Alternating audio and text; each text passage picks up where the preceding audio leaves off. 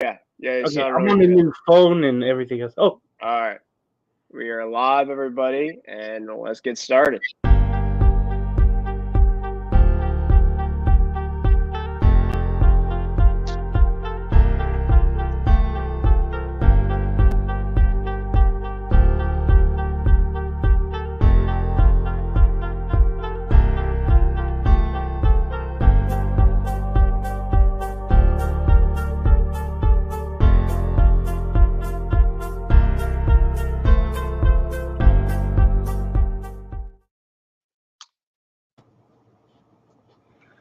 Hello, good evening, everybody that is on tonight, and welcome to another edition of Kicking It with Kruse. I am your host, as always, Ben Kruse, alongside my co-host for tonight, and a guest that has been on occasionally to my program, James Gonzalez.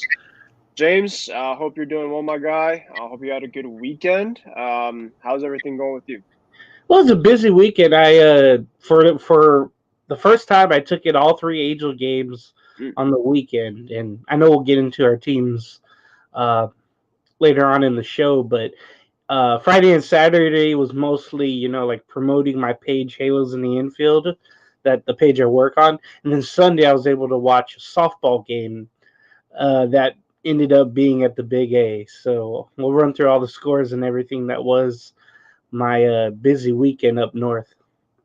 Yeah, for sure. I saw some of your photos on social media about you at the Angels game all weekend. So that sounded like a really cool thing to do. I've always wanted to kind of, I've done like maybe a couple games of series, but just see a full on series, I think that would be really cool to see specifically as a baseball fan. So hopefully you enjoyed that. My weekend myself was just really working a lot. I work retail, so it's been really crazy for me the last couple of days. Working in a garden center is very it's crazy, especially this time of year. So doing that for a couple of years, and we'll see how much longer I got with that. But with that being said, it's good to be back on with you talking sports. The agenda really for tonight, we'll kind of do a lot, kind of what we did last week. We'll go through our teams in baseball. We'll talk about the NBA. We'll talk about the NHL playoffs. We will also, before we get into the remainder of the agenda, I would like to first of all say make sure to follow our everything here. Like usual, James last week also mentioned he does Angels in the Infield as well as Coast to Coast Network. So make sure to tune in for that stuff as well on his area. For myself, outside of this show, I do Sports Weekly with Isaiah Leon and Laura Antonio. Isaiah will actually probably be coming on at some point tonight. So that'll be obviously fun for him to come on, talk about his teams. And then as well as batter up should be coming on hopefully pretty soon and getting through that as well. James, another thing we could get into as well, and I might have this when Isaiah comes on as well, is the NFL has officially released their schedule release. So I do want to talk about specifically if there's any teams, any games that you might have on the Raiders kind of watch list. So we can kind of go each of our overall opponents if you want for a little bit, have some fun with that. I know that they announced that today. So we have a lot of a packed show as usual. So we'll get right into it. And like I said, we'll kind of get into a lot we had last week. And by the way, too, make sure to save for trivia. This week's edition of our trivia for Kicking It with Cruz will be NBA basketball. Obviously, that's in the big swing of things right now, the playoffs. It did MLB last week, and obviously, make sure to tune in for that. And no spoilers if you guys are watching on any of the answers. So if I'm asking James specifically, maybe hopefully hopefully James will be ready to go. So we'll have some fun tonight as usual. And yeah, so let's get started, James, and we'll start with let's start with the Major League Baseball. And we'll start with kind of overall our teams. I know we kind of started baseball kind of at the end of last program, so we'll kind of start it off at the beginning of this show tonight because we'll kind of mix it up a little bit. So I guess I'll start with the Angels first. And the Angels actually, James, I saw their game tonight. Well, I didn't really see their game, but I saw what happened because I was watching the Lakers and Warriors game. The Angels beat the Houston Astros tonight, 6-4. They had Paulo Sandoval on the mound tonight against Hunter Brown. And yeah, I mean, that's a pretty good. I know that the Houston Astros so far, James, have been kind of scuffling up and down. I know Altuve's out, but anytime that you face a division foe in Houston, a team that's kind of been around, a team that's really kind of been the American League kind of favorite for the last couple of years, it's obviously a good way to kind of, stick around and kind of play them to their max. And obviously, this past week, you obviously could kind of talk about your experience, being at Angel Stadium for that Texas series. I know that I did see that Friday game where they came back in the ninth inning, that crazy comeback. And obviously that was Luis Rengifo had that game time hit, and I'm not sure really what happened after, but I did see that ending in the ninth. And then the last couple games didn't seem like they were as pretty.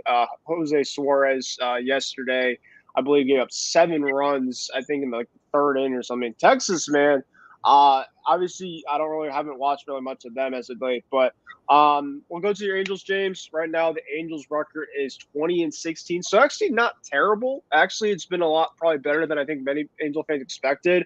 Obviously, like I said, it's still too early to kind of depict on anything. But James, take it to the floor, my guy. What do you think so far in terms of the Angels of late and this past weekend? Well, I remember last year the Angels actually, I think, were up above 500. I think there were 10 games above 500 or something like that. And then June came and they fell.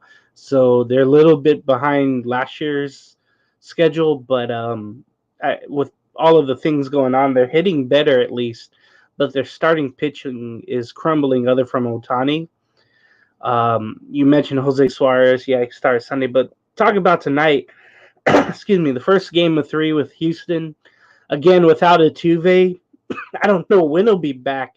I think probably in June, Tuve will be back. And I think the fortunate thing as well, Jose Abreu with his new team, the Astros, coming over from the White Sox, he's struggling at the plate. His OPS is really bad too, which is odd to see. And then Kyle Tucker's not hitting like I thought he would. I actually had him as the MVP. There's more time for him though, and the Astros they got out to a good lead. Then the Angels came back to tie it at 3 in the third. So already it was a slugfest kind of. They exchanged ones in the fifth, and then the Angels got, excuse me, 2 in the eighth, and it was very a lot of clutch hits, man, and it's just something the Angels have done as of late. It's been really fun to watch. Drury has been really good. Excuse me. Renfro, other from yesterday, he's been really good. But excuse me, Drury's been good. Rendon hit his first home run yesterday in a blowout, but he had some hits tonight. Taylor Ward's been better. He had 3 hits tonight. So everybody's been hitting for the Angels. And then the bullpen has been good as of late. Estevez, remember from the Colorado Rockies, he is probably now our closer. At least he's in that role. And he's been really good. And then journeyman Matt Moore, he's been really solid the last week or two, coming in the 8th inning, the lefty. He's been mixing up his pitches very well. So it's been really great to see because we need a lot of bullpen help. So to defeat the Astros here in Game 1 was very good. To be 20-16, I'll take that. The weekend that was, I was very tired. Friday, you mentioned all the stuff that happened, and then the wild pitch in the 10th inning by Sporgs by Texas gave the Angels the win. Neto came home from third to score, and we were percentage points out of first place, like 5 or 6 percentage points out. So we weren't exactly tied with Texas. But then came the next 2 nights, or the next 2 games, and it was 10-1 Texas on Saturday. I was just walking around the stadium promoting my my page, and my friend dressed as a clown, and he was getting the crowd fired up, even though they were down 8-0. I was interacting with him. I was giving away these noise makers and stickers to kids. It was pretty cool, and we got some more followers off of that. So, nice. Saturday was mostly like a business day, It felt like just like it was business. But luckily, the business wasn't happening on the field for the Angels.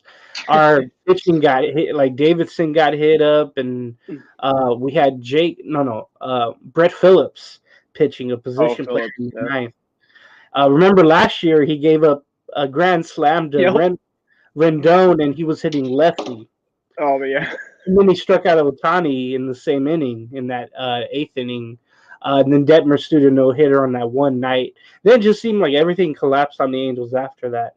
But the next day, man, it was tied at 3, and then the Rangers, they ended up being up 11-3, I think it was. Angels made a little comeback, made 11-6, and then the Rangers went on to score 7 unanswered. It was 18-6 the final. I guess the only saving grace, I was in the shade the whole time watching the game, but man, that felt like a softball game because everybody was coming around scoring. Saturday, even though the Rangers didn't hit a home run, they scored those 10 runs. But Sunday, the ball travels out of the Big A, and there was a bunch of home runs that day. So they lost 2 out of 3 to Texas. They went and swept the Cardinals. I think the last time I spoke to you was Thursday or Wednesday, I want to say. Sometime last week. It just mix up days here and there, like left to right. So I usually don't remember. I think it was Wednesday, but Yeah. yeah, we ended up sweeping the Cardinals, who really aren't the same. They lost 2 out of 3 to their weekend opponent, and they took on the Cubs tonight. They're actually on a 2-game winning streak, So they so did win today. they're going streaking a bit on the win side, but yeah, they've had it rough for a while. Yeah, so the Angels won 5 in a row, and then they ran finally into the Texas offense. That is, Garcia's getting the job done in center and on the plate, at the plate, and then Jonah Heim took over the starting role at catcher for Texas. He's been awesome. Martin Perez is really good for the Rangers to start on Sunday. Although he wasn't good that game, he's been good this season. But they had Nathan Eovaldi. You might remember him. Yep. He went like 8 innings and 5 hits on Saturday. He shut down the Angels. He didn't give up the solo home run to Drury on Saturday. That was the reliever in the ninth. So, man, Eovaldi's pitching really good for Texas this year. His fastball is working really well. It's he's really gone back in time with that. So the Angels right now, they stand 2 games back, 2.5 back, excuse me, of first place Texas. The Astros are right behind them, and so are the Mariners. They're right there with the Astros. So it's already a tight race. After this, there's 2 more games with the Astros.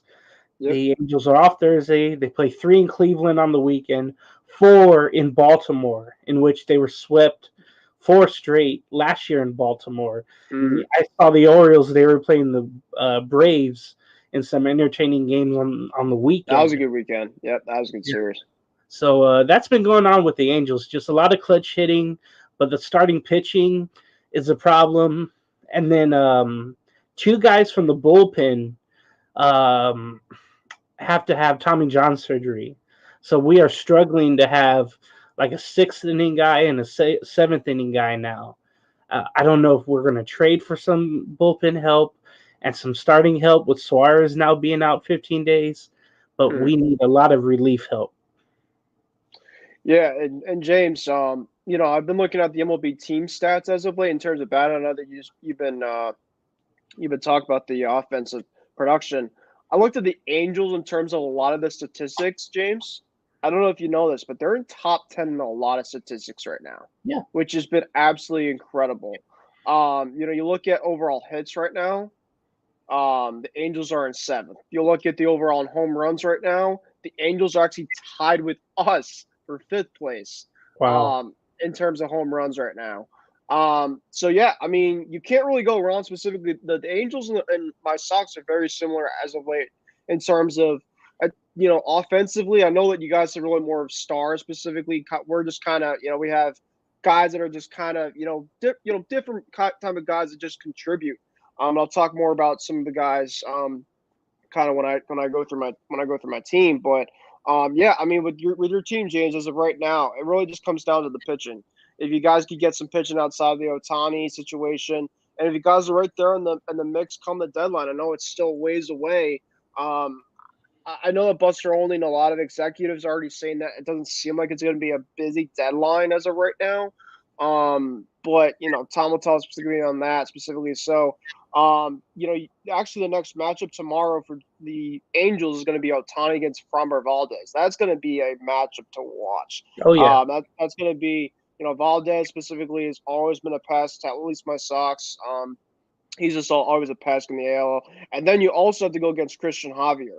Hmm. Back-to-back nights. So that would be a really big test in terms of your offense, in terms of how you could do against those two guys. Because those two guys are some of the best pitchers in the American League for sure. So, but with that being said, James, I mean, obviously you guys are still kind of right there, early. You've had a good start. But yeah, Houston, Cleveland, Baltimore, Minnesota. I mean, even the Twins have been, they're not a slouch either. Then they actually face the Sox after that. So the Angels are going to have their hands full for sure. But good for you guys, and glad that you're able to enjoy the weekend, even though some losses, some tough ones as of the last couple of days. Let's go to my Sox as of late, and man, the Sox are hot. Don't let the Sox get hot. It's been crazy. They were on an 8-game winning streak, and it just got snapped. Yeah. I would have never thought that. At least I've let's just say, James, this is I know that obviously winning cures a lot of things, but just the overall, just the vibe right now. Like I'm able to just even like a lot of the losses, it's like I feel like I can like watch it and be like, okay, like you know, I know that they're going to like respond the next day, or they're going to face some adversity. Just the team looks last year just felt just so like dead. Like it just felt so gutted, and just like I don't know, something about, I know it's early, but something about this team right now gives me a lot of at least hope and vibes. And right now, if it looks as of right now, I read an article today that I know that this win total seems really high, but the Red Sox, this guy said if they're on this pace right now, they could be at least low 90s to mid 90s in terms of wins. And I think that you call that a win, especially in a division like the AL East. I have them at low 80s, and I would even call that a win, 82 wins. My just hope is at least to try to squeak into one of the third or second wild cards and kind of go from there. But obviously that's so far away. In terms of the Sox right now, though, James, they had a 4-game series against the Blue Jays. This was obviously we talked about that kind of before our last show.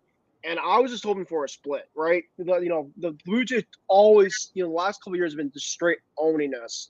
And so I'm like, okay, if you at least split, I can live with it. I can be like, okay, the Blue Jays really have our number. Their offense is just absolutely machine with Vladdy and Bichette, and they just have guys left and right. Kirk, and the Blue Jays also have Manoah, who consistently owns us and shoves us, and Gossman. So you had two guys. I'm like, all right, if you could at least win the first two, I can live with the loss of the next two. But the Red Sox, they had other plans, and I loved it.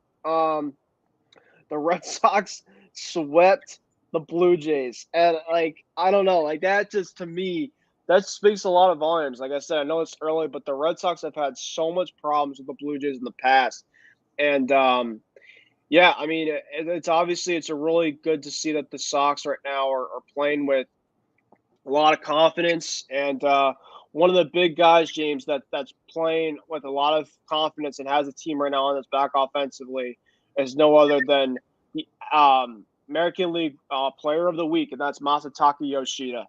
This guy is an absolute machine right now. He's been raking pretty much ever since the Brewers series, because he really, I mean, you look at it before the Brewers series, James, he was just on a complete just down spiral right now. He couldn't really anything really outside of the ground, but I knew that he was going to get going. I can really see too, James, that his overall bat, in terms of his top hand, it just lowered in.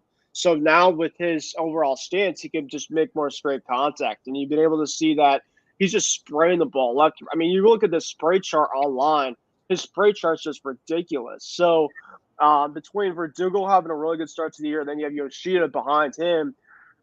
Rafael Devers, James, if you asked me that Rafael Devers would have 2 hits or 2 or 3 hits in that Blue Jays series, a stretch of 4 games, you would ask me if the Red Sox be able to sweep that with your best overall hitter having that type of production. It's crazy. I mean, this Red Sox team, James, at least for me as of right now, I think really has shown to me that they can really match up with pretty much anybody and not give up. So with that being said, though, they took 2 out of 3 from Cleveland. They won 4 against the Blue Jays, including a walk off by Alex Verdugo the first game of the Monday game.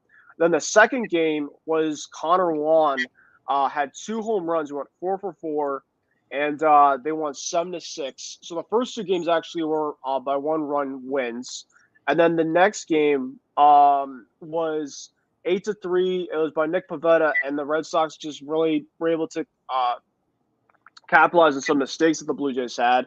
And then, so I'm like, yeah, they won the series. Now Gausman's pitching, like, all right, whatever happens this last game happens. And the Red Sox just completely, I mean, I've never seen them beat Gausman so bad until that point in time. They won, let's see, 11-5. So they won 8-3, and then they won 11-5. So I mean, the Red Sox against the Blue Jays, and the pitching staff for the Blue Jays is not bad. They won with 5+ runs in almost every single game. You look at the MLB stats right now, James. The overall where the Red Sox stand in hits right now is number 1. So I mean, the Red Sox are just absolutely killing it right now offensively. Pitching, like I said, has still a lot of hope, and it's really not a question, but you gotta like, at least for me as of right now, I have a lot of hope right now for Chris Sale, and obviously that there's still a lot of hope that he has to still be able to put it together, James. But James, I don't know if you saw this specifically, Chris Sale against Bryce Harper in the first inning on Friday, he topped at 99 3 or 4 consecutive times. Yeah, yeah. After what he's had to go through the last couple of years. I mean, I was hoping Chris Sale can at least be within the 93 to 94 range. And I think most of the average was around 94. That's kind of where he stands. But, Chris Sale can still empty it out. I mean, he still has what it takes to at least to empty it out. And that really changes a lot of things right now for this Red Sox team. If Chris Sale can at least be a respectable starter still in this league against the American League, the Phillies have a decent offense. He went he had 10 strikeouts, I think, in 6 innings. He had 3 runs, and it was only this one inning where he just kind of fell apart a little bit. But outside of that, I mean, the last 2 starts have been phenomenal for him. So that really is big. They do get James Paxton back next weekend. This was a guy that I think that the Red Sox maybe could have a little hope with. I'm not sure specifically if that's the case. So, you look up this. This is going to be a big stretch, though, for the Sox. They have 2 in Atlanta. So, that's going to be kind of a big kind of part to me. Or I'm like, all right, so if you can at least split against Atlanta, they have Pivetta against Morton tomorrow. I think that we could potentially win that matchup. I'm not sure. But then you have Bale, and the opponent they don't have. But then we have 3 this week against the Cardinals. And, of course, the Cardinals, of course, been slumping as of late. But with that being said, they might look like they might be getting out of it. So I want to take that matchup lightly. And then Seattle, and then you have to go on the West Coast. You have a really tough trip. You have San Diego, then you have the Angels, and then you have Arizona. And Arizona's been playing really, really well. Mm-hmm. So the Red Sox, like your Angels, James, they're going to be really tested a lot in this month. But I'm really excited for the challenge. I'm really liking what the offense is doing as a whole. Between Yoshida and Verdugo, even Devers is starting to get hot a little bit. They're having guys left and right. And I think Alex Cora really emphasized this year that we're going to put the ball in play. Another thing, too, about Yoshida, in the whole stretch week where he got player of the week, he did not strike out once. He pretty much yeah. Yep. I read that today. Yeah, this is a guy that's just complete. He's going to wear you apart in terms of at the batter's box. He's going to put the ball in play, and you just got to like that for him. And I think that the vibes are really high right now for the Sox team. So that's pretty much it as of right now, at least for me. I'm actually might be making up the trip to Boston on Monday when the Mariners come in, because I've never seen the Mariners play. So I might be going to one of those games. So I'll let you know if that's the case or not. But yeah. But with that being said, that's kind of really it for the MLB segment, at least for our teams. Before we turn it over to the NBA specifically, I'm going to actually see specifically if Isaiah is going to be coming on pretty soon. Um, but obviously, let's go kind of through the other matchups, James. I don't know, like I know you said the Orioles and Braves. I know you watched a little bit of that. I watched a little bit of that game on Sunday. But two teams that are really just playing at really high levels right now. And I was even just thinking to myself for the other day that would be just one crazy playoff series or just like a World Series type of series. Another series right now that the Orioles are playing right now is the Rays. Mhm. And McClanahan went tonight. He went 6 innings. He did have 4 walks. But I think that could be a series that could be just amazing down the road for years. Their closer Adam with Tampa Bay. That dude has a sweeper with so much movement on it. I saw him, I think, strike out a couple of Orioles and then get a ground ball in the ninth in Baltimore. It came on before, or I watched it before the Angel coverage, but Yeah, I just couldn't believe his movement, and it's deadly. it's It seems like crazy. they get all these players, they get all these pitchers and players just off of these trades or something. Like the Cardinals, they had a they had a graphic about the Cardinals, like they had a Rosarena and basically gave him up for nothing to Tampa Bay. Now, on the other hand, they had Cronenworth and gave him up in a trade to San Diego. Just imagine him with all those other players there. They would be amazing, that. And I always say the top four in the lineup with the Rays, that's the best I think in the league. When you think about it, the power, the speed, the hitting, I think they have the best top four in the lineup to start a game I've seen, because they're right there with hits with you guys. 335 I think, or 34 in the league so far, American League so far. But they have Zach Eflin going tomorrow for Tampa Bay does. That's going to be an awesome start. He's been great along with McClanahan. Everything's going right. And 29-7 for Tampa. I like that. I love that series. I'm gonna be sure to watch that. The Blue Jays and Phillies. The Phillies are starting to hit a little better now with Harper back. And then the Red Sox and Braves. I know that's going to be on TBS, and that brings me back to growing up when the Braves were always on TBS. So I'm going to be watching that. Watching Pedro Martinez break down Morton or Pavetta's pitch emotion and how he grips the baseball. I love Yeah, Pedro Martinez, by the way. mm, The way he appreciate it. explains things, Yeah, he's like a genius. I've learned so much from just how he holds and grips a baseball pitch. I yeah, love it's that. crazy. Hmm. The Padres and Twins are facing each other. That's going to be great. The Brewers, I think, defeat the Dodgers tonight. They Yep, have another yep. game coming up today. The Rangers and Mariners were going on. The Mariners had a pitcher go into the seventh with a no hitter, but then Texas won. So that's I think it big. was Gilbert. Yeah, that's Yeah. who. No, So nothing else from that. Nothing else series wise, but those are the series. Of course, the Angels. I'm looking forward to watching tomorrow and then listening to on Wednesday. now the one game, James, I don't know if you got the chance to see. It was the Yankees and Rays game yesterday, and the biggest thing about the Yankees as of late was Garrett Cole has been absolutely just phenomenal. I mean, he's pitching at AL Cy Young plus top of year, and the Yankees have been decimated with injuries, and the Rays have been one of the best teams in baseball. They faced off this weekend in a great pivotal series. And Friday's game, the Rays kind of really took it to them. The Yankees had a big bounce back game in the Saturday game, and so the Yankees were up 6-0 in the game yesterday with Garrett Coleman bumped. I mean that was pretty much everybody was like, yeah, this is over. And crazy enough that that Aaron Boone actually left Garrett Coleman a little too much longer because his command started to fall off between the fifth and sixth inning, and it got to 6-6. And not only go from 6-0, it went from 6-6. Christian Betancourt did a three-run home run, tied up the game, went to extras, and the Rays stunned the Yankees. So I mean, I just look at the standings really quick. And I wanted to get really something before we get transit over. If I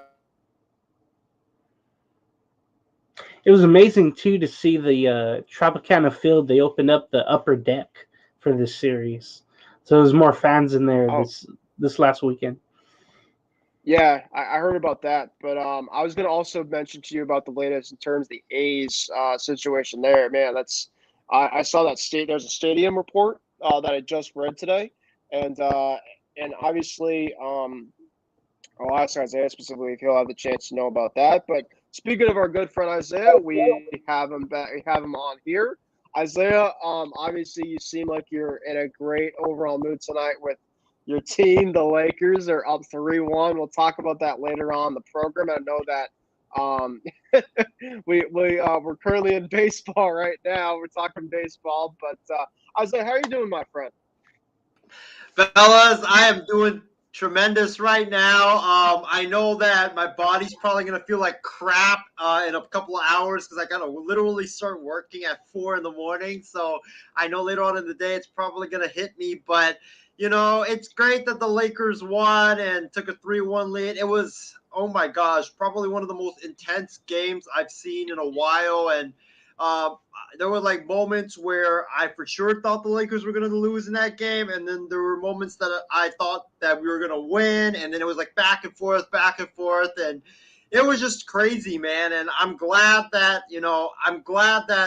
I did not sleep and actually did not miss this game, because if I did, then it would have been a shame, because it was such a great game tonight. But great to see you guys. Definitely so, Isaiah. And Isaiah, obviously, we'll talk about the NBA in just a little bit, but I did want to get into your overall reports in terms of your teams. Obviously, the Phillies lost a series to my Sox this past weekend. We'll talk about your overall rage about Rob Thompson in terms of how you feel about that, because I know that you had some words off the air. And Isaiah, another thing too, I just asked James before he came on. Did you see the recent report about the Oakland A's stadium? There seems to be some latest on that stuff there that I read on Twitter as of today, and I wanted you to kind of feel in terms of how you might be feeling about that, because it seems like there might be some disconnect in terms of how the ownership is feeling about the approval on the next steps of the stadium. So I do want to get to your overall thoughts there, but before that, Isaiah, the A's obviously they're currently still going down as usual, unfortunately. So there's not really much there, and of course they play the Yankees this week with Aaron Judge coming back tomorrow. But we'll talk about your Phillies, because obviously the Phillies are kind of their main focus in terms of a team that might have a chance. But Isaiah, I'll take it to you. Go to your team reports. The Phillies had a really bad week this past week. I think they got swept by the Dodgers. They lost 3 in a row, and it wasn't even close in all the games they played against the Dodgers. The pitching was garbage. Taijuan Walker, Aaron Nola, Zach Wheeler. I mean, all 3 of them were really bad against the Dodgers in that series. And then against the Red Sox, I'm not surprised that the Phillies got battered, especially in the first 2 games, because we were pitching our 2 pitchers in, I think it was Bailey Falter in game 1. No, it was Aaron Nola, I believe, in game 1. It was Wheeler. Oh, Wheeler. Yeah, Wheeler in game 1. And then I think it was Strom, or no, it was Bailey Falter in game 2. I'm not really for Wheeler. I am surprised, but the thing is, Wheeler and Nola have not been themselves this entire season. One would have a good start, and then the other one would have a really bad start, and then it would be the opposite, where the other guy would have a great start, and then the next guy would follow it up with a really bad start. They've been just really inconsistent this entire season. They haven't really been able to put together a couple of games where you're just like, okay. That's a good sign that they're coming around. Both guys have really struggled to start this season. And, for the other guys like Bailey Falter, Matt Strom, as well as Taijuan Walker. Taijuan Walker, I am kind of surprised that he's off to a bad start, just because I think he's a much better pitcher. than he has shown for the Philadelphia Phillies. But the other two spots, Matt Strahm and Bailey Falter, I don't think those two deserve to be in the rotation. Strahm is only there because Ranger Suarez is out, and Bailey Falter is not a starting pitcher in Major League Baseball. He's the guy that's more of a long man.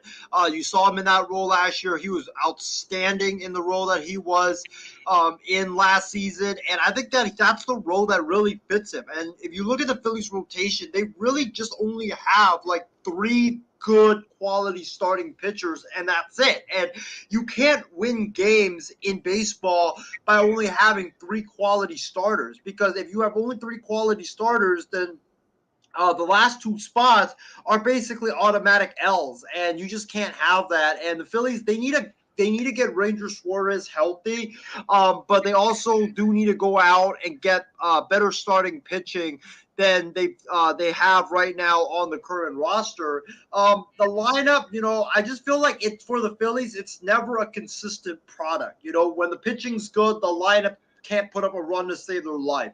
When the lineup is out there mashing the ball like crazy, the pitching can't hold up, and they're giving up like 9 to 10 runs, like they did, I think, the finale of the series against the Dodgers, when the Phillies literally had a 5-0 lead, and they gave it all away, and they lost. I believe it was like 11-5 or something like that. It was something crazy, but it's just been very, very inconsistent, pitching wise, lineup wise, even the bullpen to some extent.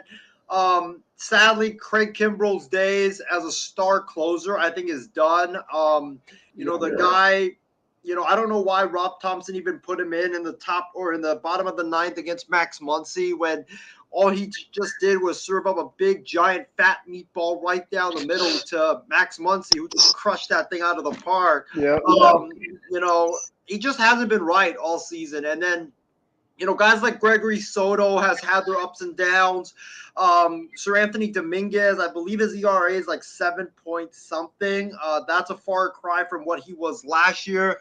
Jose Alvarado's been the only great pitcher for the Phillies in their bullpen, and that's why it's been, the bullpen has been a disappointment, is because all the guys that they signed that were supposed to be a big part, they just haven't lived up to the hype. And I think that, for the Phillies, the Phillies' easy portion of their schedule is pretty much done. They're now entering the portion of their schedule where it's going to get tougher and tougher and tougher. It started with the Dodgers, and then it was the Red Sox, and now they play the Blue Jays for a 2-game set. And then I think they play Colorado at Coors Field, which Ben and James, you guys both know, playing at Coors Field against the Rockies, no matter how bad the Rockies are, it's never an easy task. And they play tough at home, too. Yeah, and that's going to be a tough one. And then they play the Giants, then they play the Cubs, who are streaking, the D-backs, and then you get Braves and Mets. So the Phillies are in the midst of a really tough portion of the schedule, and they got to turn it around now, because let's say this stretch, you continue to struggle. Right now, I believe, if I'm correct, the Philadelphia Phillies are 8 games out of first place in the National League East. If you continue to struggle and you just completely lay an egg in this tough stretch, you might find yourself like 15 or 16 games back of first place and well out of reach in the division and fighting for the last wild card spot like you did last year again. And that's not going to be a pretty sight, because I just don't think the Phillies can be the team that can catch everybody by surprise like they did last season. This year, they're more of like the hunted team now, instead of being the team that, catches everybody by surprise. And, by the time they find their footing, it might be too little too late. So the Phillies, they got to get their act together, and it needs to start now. And, I did make some pointed comments about Rob Thompson to Ben's point. I think after the Phillies lost again to the Boston Red Sox on Saturday. Here's the thing about Rob Thompson. And James, I think you know where I'm going to go with this.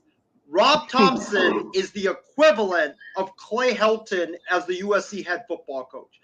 Rob Thompson, last year, he had a good run. Okay, he had a great run. But let's face it, anybody that coaches baseball could have turned the Phillies around, because they had such a star-studded team. And if you had looked at their schedule from when they had struggled, they were going to turn it around, because they were they were done with their tough portion of their schedule, and they were about to enter what would have been an absolutely very easy portion of their schedule, where they were playing just under 500 teams throughout their entire schedule for the next like 2 or 3 months.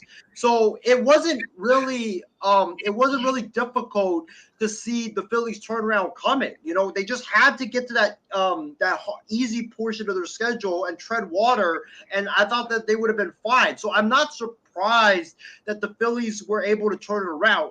Do I give Rob Thompson credit for leading them to the World Series? Of course, but the Phillies had such a star-studded team last year with Harper, Castellanos, Schwarber, Aaron Nola, and Zach Wheeler as well, that I don't think that it was that impressive of a turnaround what Rob Thompson did. I think that this guy is not a good baseball coach. I think he's just more of a product of the talent around him.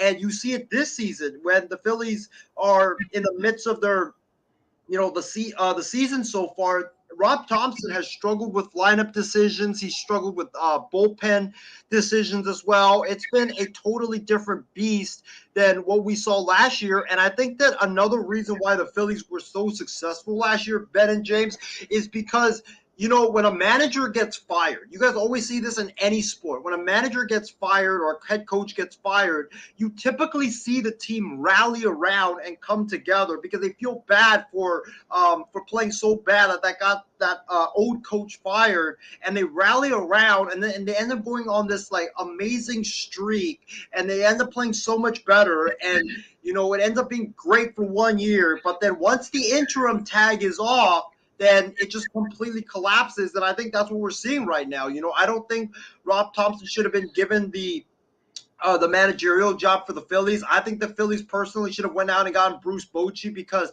you have Bochy with 25 years of success as a major league manager compared to 4 or 5 months for Rob Thompson. And I think the Phillies were just very short-sighted in their evaluation of Thompson. And I don't think that you should have trusted a guy who has only had 4 months of managerial experience compared to Bochy, who's won 3 World Series championships, and he's got like 20 to 25 years of managerial experience. And I think that you should have named Bochy the manager instead of Thompson, and I think that would have been the wiser decision. And now, it's that decision is coming back to bite you, with the Phillies right now sitting at 16-19. I know it's early, but it just doesn't look good right now. The team just looks out of sync compared to what it was last season. Well, the biggest thing, Isaiah, that I think for the Phillies can at least give you a little hope is I don't think Bryce Harper is fully ready, yet. Like he's not fully back yet. And I think specifically you take out Rhys Hoskins, but you have Bryce Harper, which is arguably I think I'm getting to the point where Bryce Harper is getting more underrated than more overrated, because I feel like there's so many big stars that I feel like Bryce Harper is just getting more underrated. I don't know. Maybe it's just me specifically. But I think with the Phillies, the Mets really are sliding big time. You look at that. That was supposed to be one of the best teams right now. Obviously, they've been decimated with pitching. But Max Scherzer's had some problems. Justin Verlander came back, but they haven't fully. They can't hit. Their offense has been. They can't hit or they can't pitch right now. The Braves obviously have a big marginal, lead right now overall. But you look at Isaiah. Like I said, crazy things have happened. I mean, I just talked to James about this right now. The Red Sox were on an 8-game overall winning streak. And, if you asked me that before this past year, I would have called it delusional. But it's been a great ride, and it's been awesome to watch. But obviously, you're not going to be able to sustain that. So the thing about the Sox is, in a tough division, they got to get to a better overall start compared to last year, but they fell behind. That was hard to do. And then, Isaiah, your overall thoughts in terms of the Oakland Athletics' latest of their stadium. I know this might be a sore subject for you, but I just had I read a report today that sources are telling a lot of the people kind of around the Vegas situation that they're trying to get us overall stadium by the Las Vegas Strip, I believe. And I think that right now they're kind of figuring out the partnerships in terms of they can come together on something like that. So what do you think the overall holdup could be? Do you feel like specifically that the Oakland Athletics are trying to get different types of, scenarios where they might be at some other place in Vegas? I haven't really obviously talked to you much about the situation. So, what do you feel like they're going to do? To be honest, Ben, I'm not really surprised because from what I've read in the local Bay Area media is that this has been trending to this for quite some time. Ever since the A's put it out there that they were moving to Vegas, it's just gone downhill ever since that announcement. When the A's signed that deal, they didn't realize, or something happened that they didn't realize that, hey, yeah, they got the land deal, but as part of the deal for getting the land, they were supposed to they were asking the city for like $500 million in financing, and it was for, I think, the public was supposed to pay for it, and that just completely snuck up on the city. They, from what I learned, is that they didn't even discuss it, this ballpark plan, with anybody of the city, the council members. That's why, Vegas or Oakland wasn't the only one that was shocked by this. It was Vegas that was shocked by this because they did this basically like all of a sudden, and then they just kind of just threw the city to a shock, without even discussing any of the plans with the city. And I'm not surprised that things have gone downhill this quickly, because you're talking about two guys in Dave Cavall, the A's president, and John Fisher, the A's owner, who are the human equivalent of the movie Dumb and Dumber, who literally every time they do something just based on their gut. They don't do it, and they try to sneak through the process and take shortcuts, and then they end up having so many flaws in their plans, and it ends up falling through. We saw the same thing happen when they tried to move to San Jose. We saw the same thing happen when they tried to move to Fremont, where they had a ballpark all laid out, and then they didn't even do research on, having to do an environmental impact plan and all of that stuff. And now you see it with this, where it's like you concocted a plan in silent, and then you didn't even tell anybody in the Vegas city council about this. They didn't have time to review any of the details. You just threw it on them because there's like, I think, 1 week left or 2 weeks left of the city council in session, and you were hoping that they would just quickly pass it right through without looking at any of the details. And then when they finally looked at the details, what they saw was a completely flawed plan that is asking for $500 million in public money, which everybody in Vegas, if you talk to them, they're all opposed to it. And even the city council members have said that there's no way that we're giving, especially after the Raiders stadium situation, where the Raiders asked for the public to pay a lot of money, and they agreed to it, and that ended up being really bad for the people of Vegas. They're never doing that again, and now you're seeing it with the A's, where they just tried to finalize a plan quickly without doing all the research and presenting the plan to the necessary lawmakers to get it done. And now it's falling through, and now they're looking for other sites in Vegas, and it's just a complete crap show what's going on with the A's. It just always seems like it, where they have a plan. They think they're so smart that they have this plan, and then they don't realize that the plan is so it has so many holes in it that you just can't get it through, and they try to sneak it past people, and it just doesn't cut it. And now you're seeing that happen. And I honestly am not surprised that the Vegas deal is falling apart. I kind of expected it the last couple of weeks, and I think that for the A's, you're going to see them go back to the drawing board probably in a month, because from what I'm hearing, Vegas, I guess, only has 1 or 2 weeks left of their legislative session, and then and then they're gone until the fall. And the A's, I think, have been put on an ultimatum that, hey, if you don't get a ballpark deal reached by the end of the year, then you're going to be shut off from the MLB team's revenue sharing, and you're not going to get any money from the TVs or the national TVs and the sponsors that baseball has. So that's why I think the A's are just trying to rush the process. And when you rush, you don't check all the boxes, and that's what ends up killing you in this situation. Definitely. So it's a pretty dicey situation. So obviously that's kind of our MLB segment, but we'll get into the NBA segment here tonight. And obviously, Isaiah, this is the perfect time to get into that with you. James, of course, we'll obviously talk about every series as of right now. So Isaiah, I know that you're happy to talk about the situation, so I'll let you have your Lakers talked on first, so we can get the whole situation, whole stuff done with. James, I know. Well, obviously, I'll let you take the floor when he's all done blabbering about the Lakers. But with all jokes aside, the Lakers now have a 3-1 commanding series late in their overall matchup against the Warriors. There's a big one tonight. This was a one that really the Warriors really needed, and it was a good game. Went back and forth after a couple of games that were really big in blowouts. The Warriors pretty much went back and forth, but the Lakers they punched back and they had big production in the fourth from a guy named Lonnie Walker, a guy that's kind of been around the block. The Lakers put him in. He had some really good minutes for them, and I think really without his production, I don't know if the Lakers are going to be able to come back and win this game. So now with it being up 3-1, Isaiah, you must be feeling good. But as they say, never underestimate the heart of a champion, and that's the Warriors. Obviously won last year. So for me specifically, I still think it's far from over. But really, there after tonight's win, I feel like that was a steal of a win too. They took this one. So let's get your thoughts.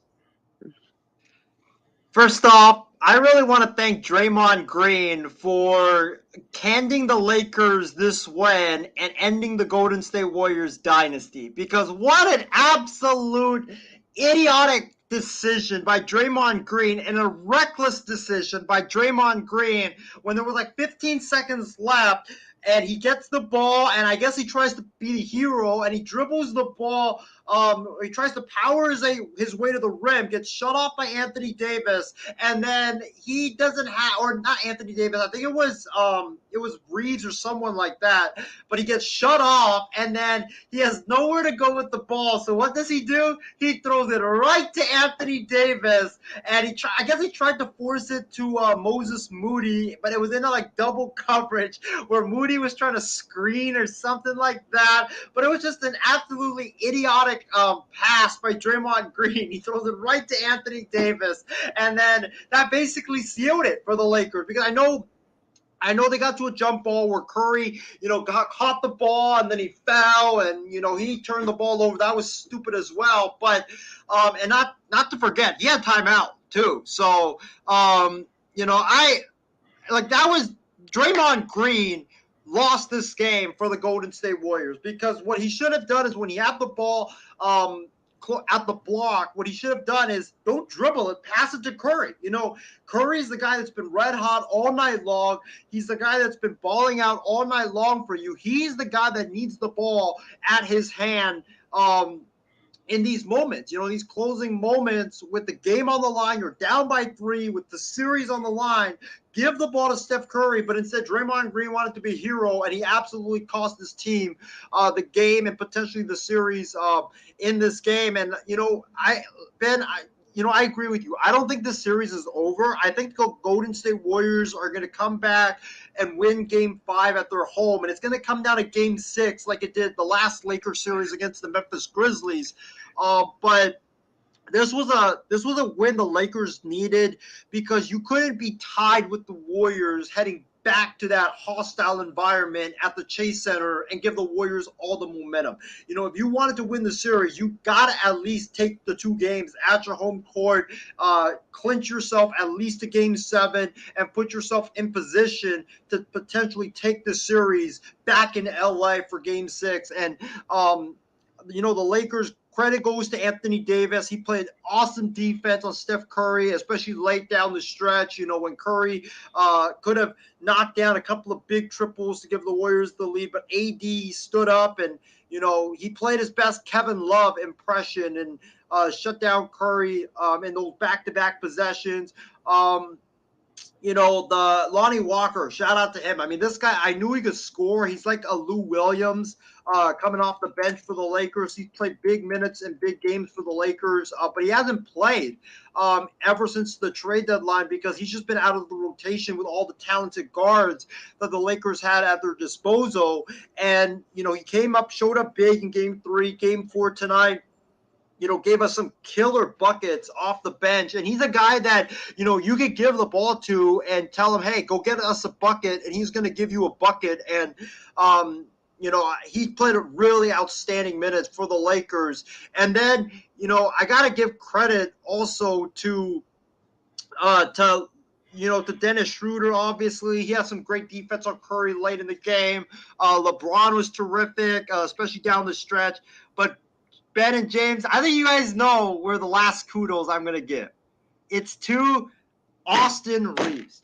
This guy has struggled all season long, or all series long. The Warriors have put big bodies on him to bully him all series long. And a lot of Laker fans were actually clamoring him to be benched prior to this game because if you looked at it, he only had 10 points in game 1. Then he had 7 points in game 2 and then 10 points in game 3. And he was just getting beat constantly by Steph Curry and Klay Thompson nonstop. But then he bounced back tonight. He was terrific down the stretch for the Lakers. Big triple after big triple after big triple, getting to the line, and I know Jay doesn't want to hear it, but great tonight, man. He was outstanding tonight. And I think without his production, as well as Lonnie Walker's production, the Lakers don't win. Reeves gave them 21 huge points. Lonnie Walker gave the Lakers 15 huge points. And a lot of these games, these close back and forth games, it always comes down to these unsung heroes. And Reeves was tremendous tonight. Walker was tremendous. And man, it was just a great, great game. And it was a far cry from the last 2 games, which were blowouts. But this was just a great game. And thank you to Draymond Green for costing the Warriors this game with his idiotic turnover late in that game to help seal it for the Lakers. And man, game 5 is going to be it's going to be a crazy game. I can't wait for it, but it feels good to be up 3-1 because the Lakers absolutely had to be up 3-1 for them to even have a chance of winning this series. Go ahead, James. I mean, you pretty much beat Isaiah took the rest. Yeah. What do you think? Since fanboy went fanboy, I'll talk about the Warriors side because I think the only saving grace they have is their experience. And then going back home, they've at least guaranteed that. And then a chance to maybe wake up and finish the series off. We remember the last time someone went 3-1 and lost, and it was the Thunder in 2016 in the West Conference Finals to the Warriors. So it's funny that the core 3 have been a part of that. Iguodala is watching from the bench, but yeah, Isaiah mentioned it. The play with 12 seconds left with Draymond. You never leave your feet passing the ball. And the thing is, too, on that inbounds pass, I thought Green was going to get it and give it to Curry, but he didn't. And then I thought Klay was going to come over. They were just going to go through the motions and have a 3-pointer there. But Dre took it himself and went baseline. I know there was a couple of defenders there, but then you add the out-of-bounds sideline as another defender. And it's a time where you don't use your common knowledge about how to play the game, and you just throw it away into the pack of sharks. So it's just like that played with me thinking like, what are you doing? You're maybe trying to outsmart the Laker defense there. I don't know what. And then after that, the jump ball, Curry, I know LeBron was hovering kind of over him, but Moody was there as well. Moody could have got the ball from Curry. Klay was sort of open with Reeves on him on the left side. Moody could have gave it to Klay for a quick 3 or a pump fake and a 3 like Poole should have done in game 1, I believe it was. Yeah, game 1. But, man, the Warriors, I know they were up double digits. They looked good in the third. They played their game. They ran the floor. Draymond Green was getting those layups down the middle where it looked like he was gonna be the screener and give it to Clay or Poole or Curry for a three, but instead he's taking advantage of that, not giving it up.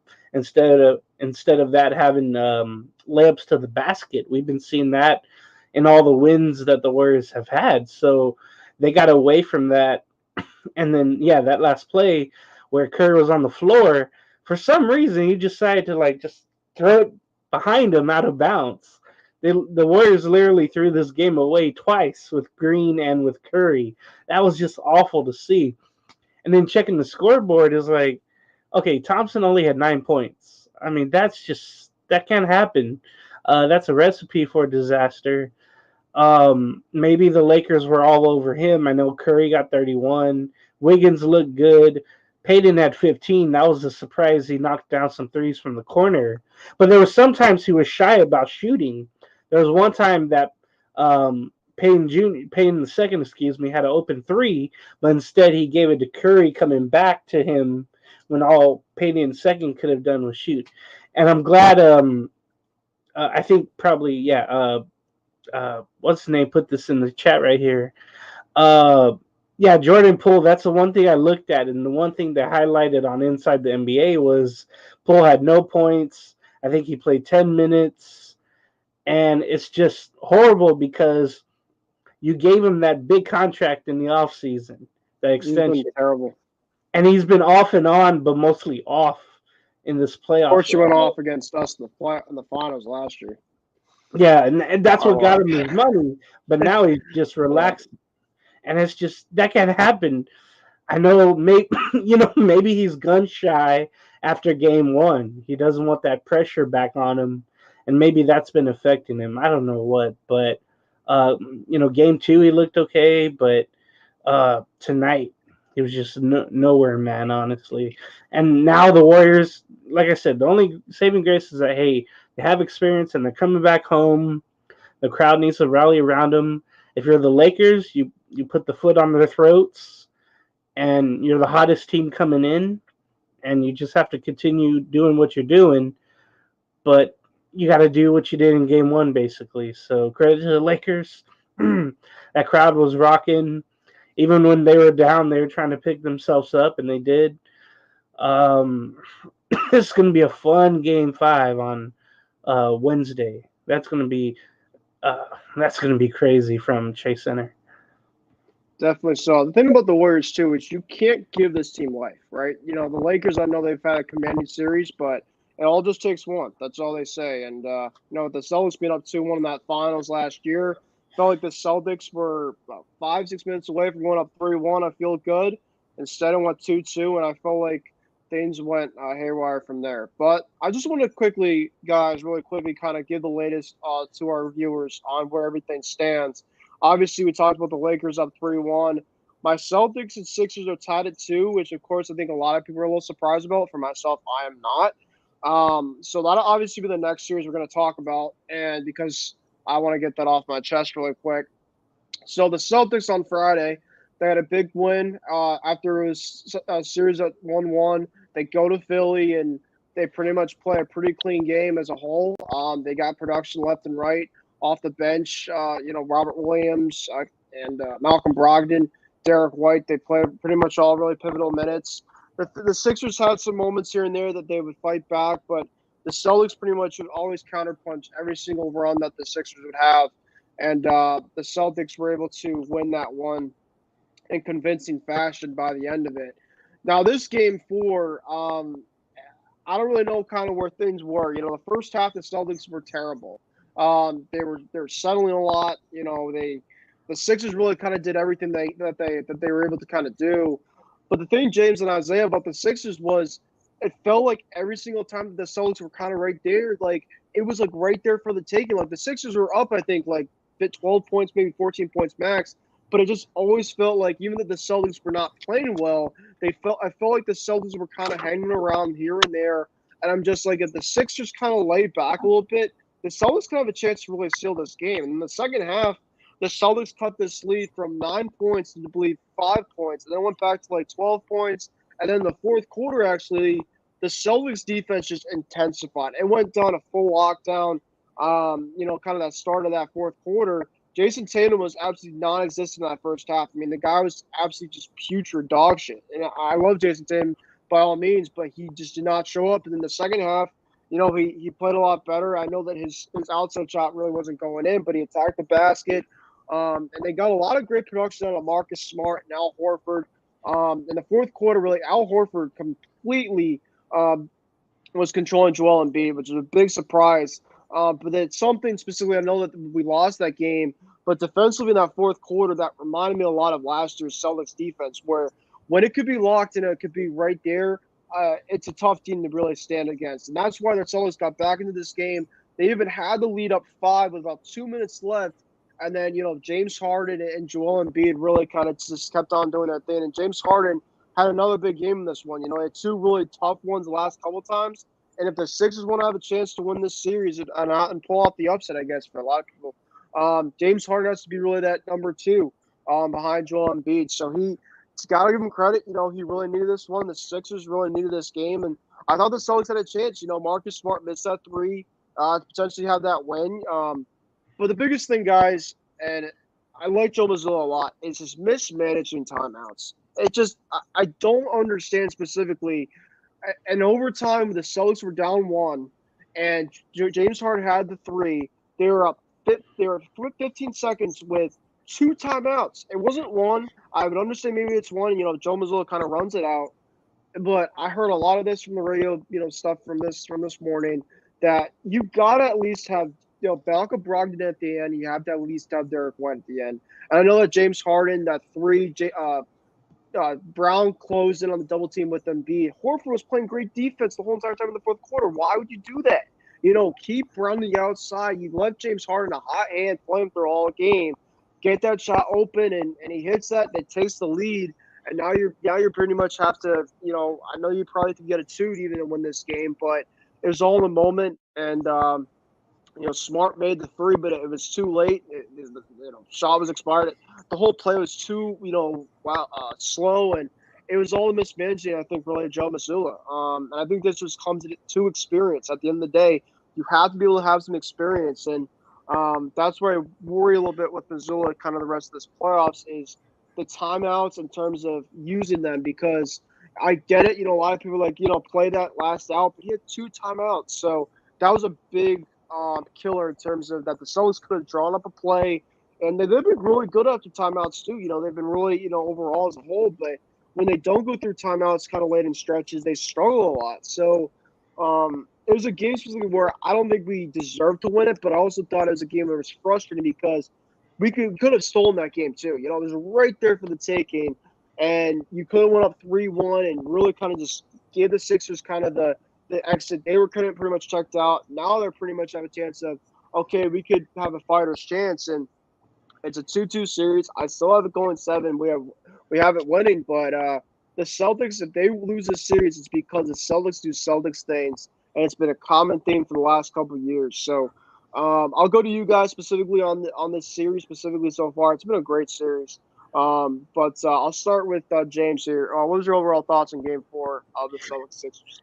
Now, I didn't get to watch much of it because I was at the Angel game, but I saw something later on, I think last night or this morning, about that last shot that Harden took. But before that, in the timeout, he and Harden had a long discussion about the ball and who would get the last shot there. And that was one thing I knew what would happen when they got together, him and Harden. And Embiid said, okay, it's your shot. They've had a rocky relationship all this time. Remember, I think how last year ended where Embiid said Harden need to step up. And, he did on that last shot. I know Smart, man, that looked good, but it was just beyond the buzzer. I don't know if it was the person you wanted to shoot that, but he was open. It was a tough one. It was just funny how we were talking about the last time the Sixers and Celtics played on that floor in the regular season. How Embiid had that long shot that didn't count, and how Smart has the shot that doesn't count. It's just Yeah. weird how these things go. Right. Man, I forgot who kicked it out to Harden, but it was it was Embiid. Yeah, It Embiid was got Embiid. double. Yep. Because he was the one that Brown went to go double team. So when Brown went to go Mhm. double team, Harden was right there in the corner, wide open. If Brown, in a sense, he stayed right there, I bet Embiid, goes up, gets the two. Now the Celtics essentially could go kind of for the win in kind of different ways. Instead, Mhm. he gets the three, and now the Celtics really have to hit a 2 or a 3 to win it, and they're playing with house money because now they're pressured that they have to make the perfect play. So Right. That was a good look by Embiid. I know they probably drew it up where okay, I'll be in the Harden said, hey, I'll be in the corner if you need me, but if you're gonna go. But if you get doubled, I'll be right there, and he was. So, a good trust between those two. Now it's a series of three, and going back to Boston, the Sixers have to do it again. Still one there, and then take care of business. But with Boston, you would feel like, hey, every time they have a collapse, a loss, or some sort we like do that, well. they We do well they in come back and win. adversity, Yeah, so hopeful. yeah. Yep. All right, Isaiah, what do you think? Sorry about that. I was muted just now. But my thoughts on that game in particular and this series is going 7. I think that this is going to be a 7 game. It's going to go back to Boston for game 7, and it's going to be a winner take all, and I can't wait for it. In terms of this game, though, I got to give credit to James Harden. He did not show up the last 2 games after balling out in game 1. He finally answered the bell, and he showed up in game 4 when the Sixers really needed him to show up. And he, made a lot of unbelievable shots that really helped kill a lot of Celtics runs, especially down the stretch, and also helped them come back. When Boston was up, I believe 2, he drives into the paint and has a nice floater that ties the game and sends it to overtime. And then you talk about that last shot. I think it was a bad possession that was bailed out by that Harden 3 because Embiid was doubled and that was smart to draw the defenders close by, but that was I felt like a possession that was going nowhere, especially when Embiid was getting doubled. Everybody was just kind of bunched up near the paint, and then Harden leaks out, and then Embiid finds him, and then that's a 3 for the win. But so credit goes to Harden for a great game yesterday. But also, this also shows like tonight's game, with Curry and not calling that timeout when they had the last timeout when he fell to the floor and Joe Mazzulla. It's about, timeout management is big in the playoffs. And a lot of these coaches and sometimes players, even though if you have a lot of experience or if you don't, you can mess that up quite easily and it can cost your team the game. Like, I don't know, to your point, Ben, I don't know what Joe Mazzulla was thinking. I heard from Mike Greenberg of ESPN today that the Celtics might have thought the game was tied, but that also kind of doesn't make sense because if you thought the game was tied, don't you want to call the timeout to set up the last play? Yeah, exactly. And It makes no sense. exactly. And also, if you're Missoula, isn't it your job as a head coach to know the correct score of the game? So that's kind of what really puzzles me is like, okay, you don't call the timeout. I don't see any reasoning for why he didn't call the timeout. It just makes no sense. But I mean, now it's best of 3 going back to Boston for game 5. And I think that for Philly, they definitely needed that game yesterday because, to your point, Ben, if Philly had lost, it would have been series over right there. But now I think this is anybody's series. Whoever wins tomorrow is going to have the upper hand. And I think that it's going to come down to – I think it's really going to come down to a game 7. And I can't wait because, when you think about Sixers and Celtics, you think about epic games, epic series. And I think we're headed for another epic finish to this series. Definitely so. I can't wait for the game, game 5 coming up. I guess not today, where I am. But let's talk about the series that feels like it's almost over, I guess we could say. The kind of the most commanding one, and that's the Heat and Knicks series. The Knicks really needed this win, this game this past night, and Miami just feels like they've kind of just given them the last punch. Even I don't know if you guys saw the Julius Randle comments after the game where, the Knicks really. I know we can kind of talk more about it, but the Knicks really completely just got out rebounded left and right. I mean, with all their size, Mitchell Robinson and Randle and all these guys. I mean, Miami, I felt like every single time I was watching that, Miami would get a run, the Knicks come back.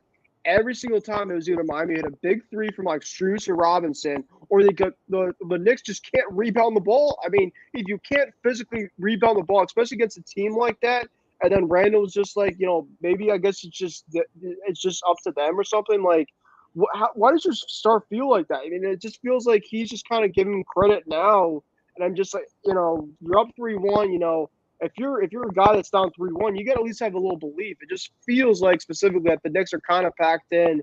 And I read a stat today that the Miami being up 3-1, I mean, they're pretty much all but unbeatable. And then the Knicks specifically, on the other hand, every single time that they've been down 3-1 in the playoffs, it feels like they have no way to come back. So I know crazy things have happened in sports. Like I said, the Bruins. I don't want to get back into it, but crazy things have happened. But I'll start with Isaiah on this one because I started with James on the last one. Do you feel like this series is kind of all but over now? I feel like the Heat really kind of punched the Knicks at this point. At this point in time, I don't think the Knicks will go down without a fight in next game. But I think specifically as a whole down the stretch, it's going to lead where you'll see the Heat in the Eastern Conference Finals. Oh, no doubt about it. This series is definitely over.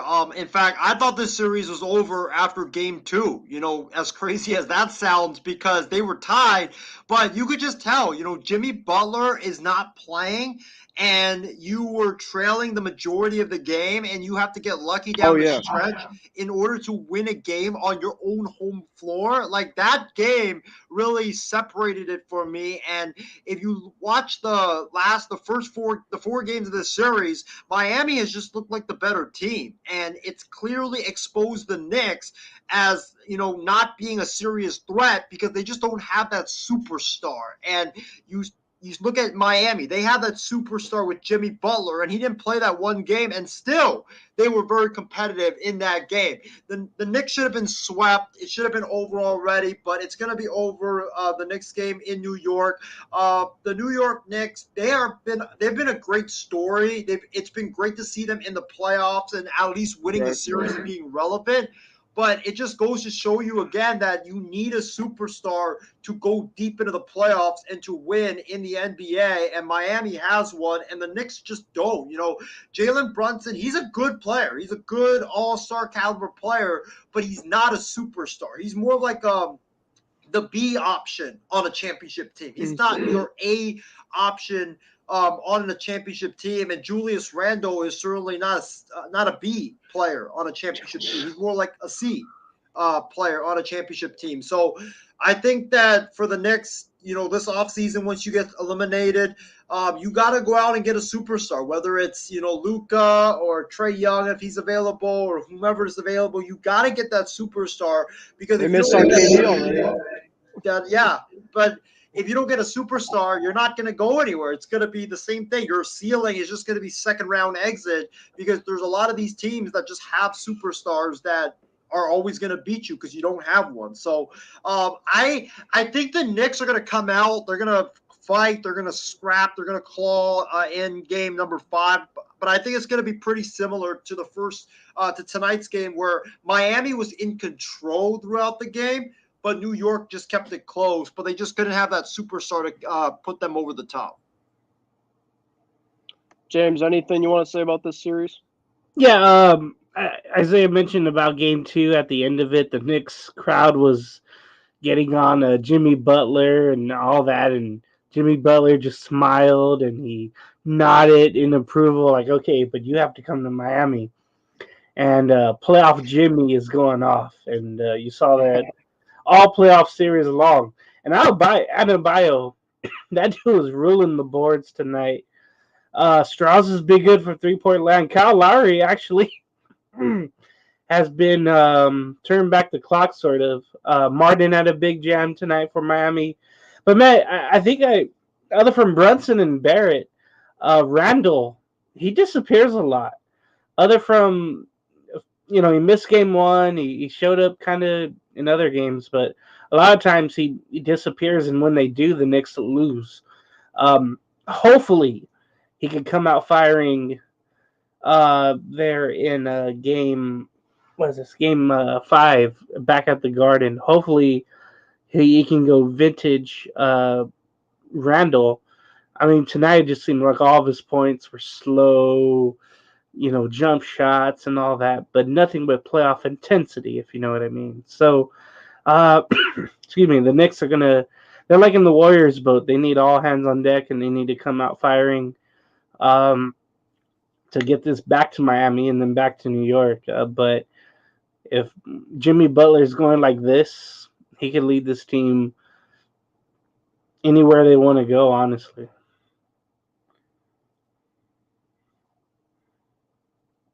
Okay. I thought maybe some technical difficulties. And then the last but not least series that now kind of went from a series that I felt like that the Nuggets kind of really had control up to nothing. Mm-hmm. The Suns really fought back, and a lot of people were wondering, oh, Chris Paul being out, this feels like it's going to potentially be a potential sweep, even gentleman's sweep. And Devin Booker, Isaiah, I know you obviously have some crazy takes here and there, but I do respect the one about Devin Booker in terms of this could be like the next. I mean, I'm not going like the crazy one you have, but like Devin Booker could be like the next like big overall superstar that I think that's just going to keep on being more on the rise because. I mean, I'm looking at his overall. The guy's averaging the playoffs like 30 plus a game. And understand, for a guy like his caliber, like I know that coming in he was going to be a great one, but um I mean, he's completely he's been unguardable. I mean, and you have Kevin Durant as well as there. It's just like I'm not saying Chris Paul, being out, it's gonna make them a better team. But when Chris Paul's been out, it just feels like Devin Booker can have the ball in his hands all the time as well as Kevin Durant, and they're just completely just tearing things up right now. So I think out of the whole entire playoffs right now. I feel like this series right here could be really anyone's game. I think it's going to be very fascinating to see if Chris Paul could come back, and I think there was a report today that he won't be back next game. But if there's a series that could go down to the wire, like 5 minutes left in Game 7, I think it could be this series. So I'll start with either one of you guys can kind of go from this. But man, this series has been absolutely bonkers as of late, and you have the Jokic versus Booker. You have KD and Jamal Murray. I mean, it's just been absolute bananas. So I can't wait for the next game that they have coming up here. It's 2-2 in this series, by the way. Yeah, it seems like NBA Jam, if you remember that game, where it's 2 versus 2 with Jokic and Murray and then KD and Booker. Maybe they should just play those two the whole series and let them go after it. It was amazing game 4. I caught the highlights of that coming back home. Even Jokic, he gets 53, and they still don't win. I mean, Murray had a good game with 28. Others, put in 11, and Caldwell Pope at 10. But the will to win was amazing there with the Suns. Even though they only had 3 guys in double figures, Landry Shamet came up huge with 19. Played a key 30 minutes. I always thought the Suns, even though they traded for Durant, they gave up a lot of their bench, and that was going to be a problem for them. But somehow now in the last 2 games to let the stars go. I think the easiest answer people can give of why this has worked out for the Suns the last 2 games. Well, Chris Paul isn't in the way. DeAndre Ayton isn't in the way. He only had 8 points, 8 rebounds. So he did what he did and, stayed out the way, basically. I don't know if that's a key to success. Maybe not on the road, but maybe at home that's the key in this series at least. It's amazing, too, what happened with Jokic and the owner of the Suns. I know Jokic got fined excuse me, I don't know if the owner will get fined or anything like that, but I have to imagine so, but maybe not yet. But it was one of those things you would wondered if it was Draymond Green, would if he would have got suspended or someone else that has a prior history. But that was odd to see that in the highlight package of that game. I thought, what the hell is Jokic doing? I mean, I know he's trying to get the ball back and run the fast break or something, even though Ogle's right, or the Suns player is right in his lap there. But that was just an odd occurrence, but didn't diminish his 53 points. That was amazing. But it shows you how important he is to the Nuggets. A pivotal game 5 now going back to Denver. It feels like whoever wins that game might win the series. And if the Suns do, they're going to come back home and win the series in game 6. That's what I think. And it seems like all these series, they seem misseeded. Like you switch seeds with people, except the Celtics and the Sixers. That's correct. But when you think about it, the way the Lakers are right now, they should be the higher seed. They should have It been in has the like a March Madness type of feel, really. I yeah, mean, the seeding, like at the end of the day, it doesn't matter. It's really the terms of the talent and in terms of who rides the most per each game. And that's why they have it called a series, because every game is different in its own form, and whoever plays to the best of their abilities by the end of it is going to be the winner at the end of the day. So, yeah, that's all I got. It's just amazing how this series has turned after 4 games. all right, Isaiah, I'll take it to the floor on this one. Wow. I gotta agree with you guys. This has been, an absolute 180, complete 180 turn of a series. I also thought that after game 1 and 2, that it was over. It was gonna be a gentleman's sweep. Denver was too talented for Phoenix, and it wasn't that they had more stars than Phoenix. It was about the depth, and the depth for Phoenix didn't show up in the first 2 games. And when you look at it in the games 3 and 4 in Phoenix, it's been the opposite. The star talent has showed up on both sides, but the depth of Denver hasn't showed up, while the depth of Phoenix, the role players, have showed up for the Suns. Guys like Shamet and guys like Jock Landale as well. They've played some really key roles in the last couple of wins for the Phoenix Suns. But I think the biggest takeaway from the 2 games in Phoenix is that Devin Booker and KD are scary, scary good combo, man. Those guys, I mean, good grief. I mean, those 2 guys are single-handedly carrying the Phoenix Suns. I mean, one had, I think, Booker at 47, I believe, in the game 3. KD had like 40, and then yesterday it was like Booker had like 40, KD had like 38. Like it's just crazy what's going on. Like it's definitely a super duo. It's a duo that is what Kawhi and Paul George was supposed to be putting up, but it just seems sorry, James. I just had to take that No, shot. it's true. Wow. But yeah, like both guys are just like scary good right now. They're just carrying the Phoenix Suns, and I think that Devin Booker, and I'm gonna say this loud and clear, I think that when it comes to shooting guards, I think right now Devin Booker's arguably the best shooting guard in the NBA, because when he's on, he's just unstoppable. And you could probably say maybe Jaylen Brown or Harden or any of the other, Klay Thompson, maybe you put him in that you put him in that category. But I think Booker's atop there as the top shooting guard in the NBA right now, and he's definitely, in my opinion, a top 6 player in basketball. And if he continues to score like this the rest of the playoffs, there's no doubt that he's going to be in the conversation for a top 3 player in the NBA. And if the Phoenix Suns win it all, man, you might have to put him up there with LeBron and Curry as the best player on the planet right now, especially if he continues to score like this.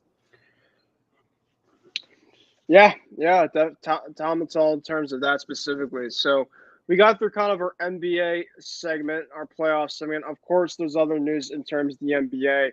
But Isaiah, I obviously wanted to get into the NFL schedule release because I was thinking about you specifically and James. We didn't really get into a lot of NFL last time because we kind of got past the draft. I'll go kind of through your overall opponents coming for next season specifically. And I want to obviously kind of get your overall thoughts before getting to James's overall teams as of right now. So the Niners specifically have their home games. They have the Cardinals, the Rams, the Seahawks, the Cowboys, Giants, Ravens, Bengals, and Buccaneers. And then the away they have the Cardinals, Rams, Seahawks, Eagles, Commanders, Browns, Steelers, Vikings, and Jaguars. So in terms of the Niners, that seems like it's going to be a pretty overall tough, tough overall schedule specifically. And before I obviously ask you the question about that, when you look at the schedule release, I know that it's obviously kind of hard to kind of depict on specifically, but what kind of things do you like to kind of maybe see? I know we don't really talk about this, but kind of since there's not really a lot to really talk about the NFL until now because of the schedule release, what do you kind of like to see specifically in terms of kind of where you like to see teams? At least for me specifically, I'll kind of go through my team and kind of the way I kind of see opponents kind of for the schedule. But what's your overall thoughts, I guess? Simple. I want Philly week 1. I'm still not over that NFC Championship loss. I thought the Niners were robbed of that game because we literally were playing, as Deebo Samuel put it the other day, 10 versus 11. I mean, we didn't have a quarterback. And, hey, don't give me the stuff about Josh Johnson. Josh Johnson is, he would probably do worse than a guy working at a waffle shop. I mean, the guy can't throw. Once he got put into the game, he was throwing wobbly passes in that game. If you guys remember correctly, he was throwing wobbly passes, and I was just thinking to myself, how has this dude been in the league for 10 years? It makes no sense when you're throwing wobbly passes and you're throwing passes into double coverage and you look like the worst quarterback in the NFL, or not even the NFL. You look like the worst quarterback in football in general, with the way that he was throwing it. So give me Philly week 1. I know it's a tough way to start the season, but imagine Lincoln Financial Field, Sunday Night Football, Niners, Eagles, after the trash that both sides have talked. I mean, that would be an amazing start to the football season, and it would obviously settle the grudge match between the Niners and the Eagles. Definitely so. I mean, I'm just looking at this overall, opponents as of right now. Now, Isaiah, do the Niners have any games overseas? Because I know that's a big thing in terms of the schedule release. I know the Patriots do. The Patriots right now, I believe, are going to be playing in Germany, if I'm not mistaken. But I'll go to James, I guess, next, specifically in terms of your Raiders, James. Of course, you play who you play in terms of the division. But do the Raiders actually play the Niners at all? No, they don't. No, that was last year. They don't. Yeah. So, James, how about your Raiders specifically? I know that we play your Raiders, James. So that's give me a hook. I'll be curious. Trust me, James. I'm still not over the ending of that Patriot. No, I can't. I still try to picture it in my head specifically, but yeah, what is your overall thought? I don't know if you've seen much of the opponents coming up for you, but yeah, I know we play you guys, so hopefully we'll move on from that last debacle. It's such an irony situation that Jacoby Myers is now with the Raiders. Yeah. Maybe they'll teach him to throw the ball the right way. Yeah, I don't. Yeah. So the Patriots come to Las Vegas. Aaron Rodgers comes to Las Vegas. The Green Bay Packers do, so that all their fans will come with them. The New York Giants, coming off their playoff victory, will come there as well. The Pittsburgh Steelers will bring all their terrible towels to Las Vegas. And then the Vikings, who right now are they feel like they're in limbo. I know I kept hearing the Kirk Cousins trade rumors and all that, but nothing ever happened.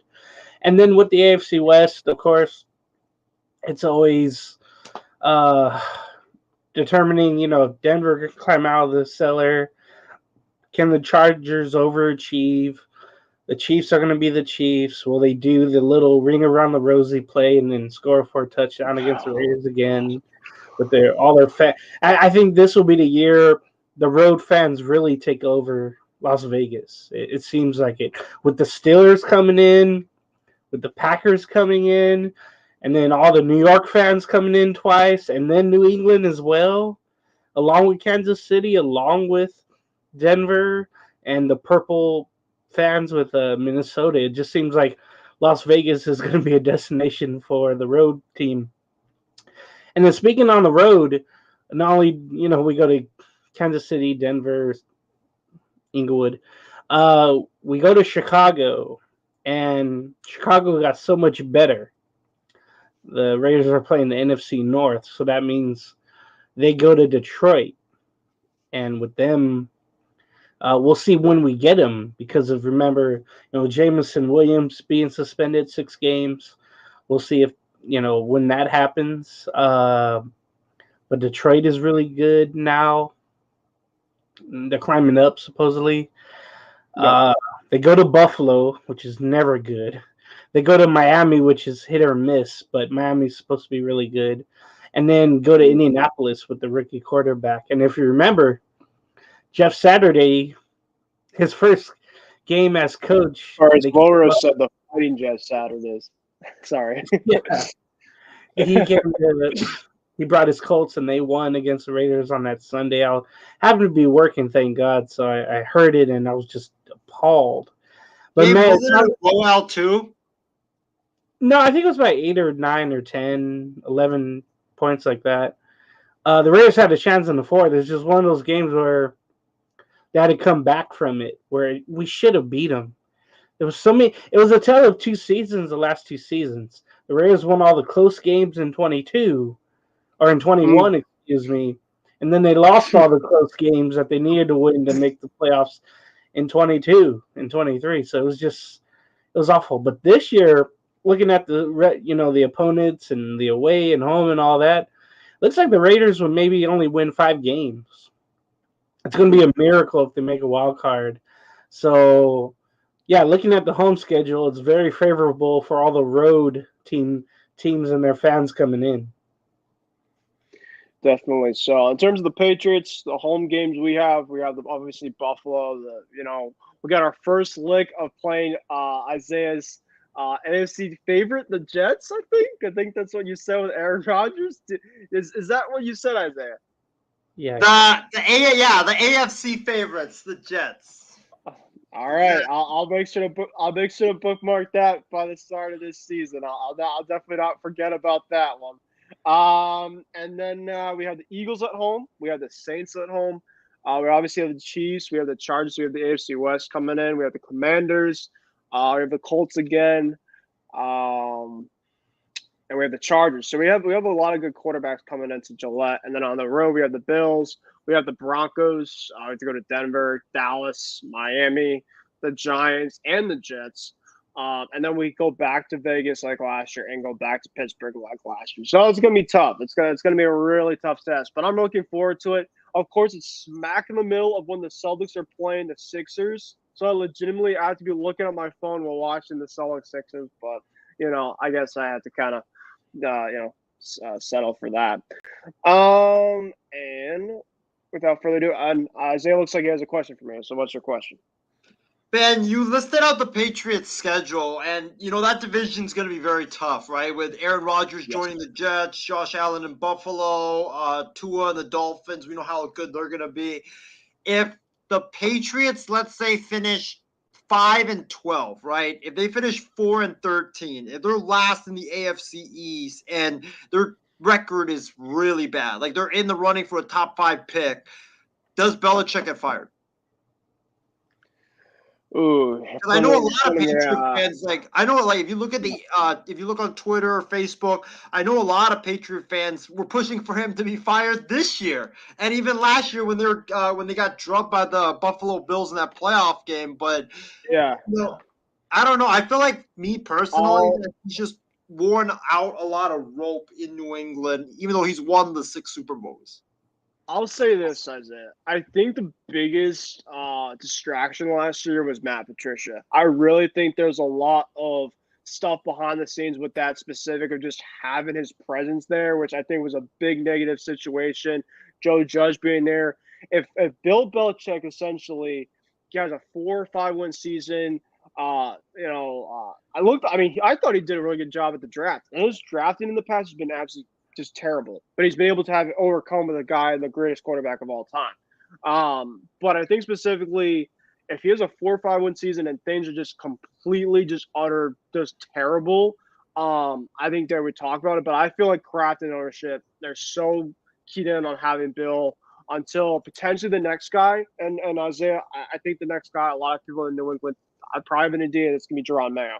I think that's kind of the next apparent of the next guy because he's one of the guys specifically on the coaching staff they're kind of keeping around. And typically when you have something like that where you kind of keep guys around specifically, especially a guy in-house, he's playing the team, that just means that I feel like the next thing's coming. So I think specifically with Belichick specifically, if you fire him this offseason, does it change a lot specifically for me? I don't think so. I think that, the Patriots specifically are going to be where they're in the mix of an 8 to 9 win team as it is. So you're not going to be in this situation where it's going to be completely, full on.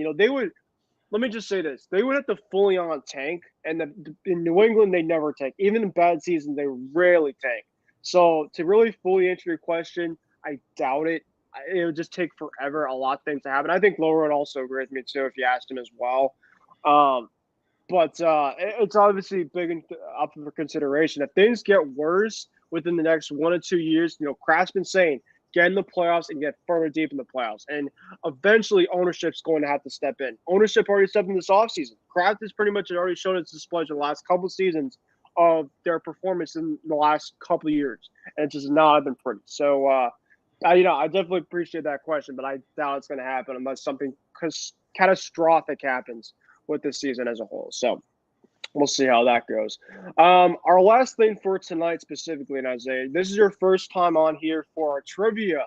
Last week, me and James did baseball trivia, and tonight it's going to be basketball trivia. So, James, now you have a competitor, and the first edition with Kicking It with Kruse.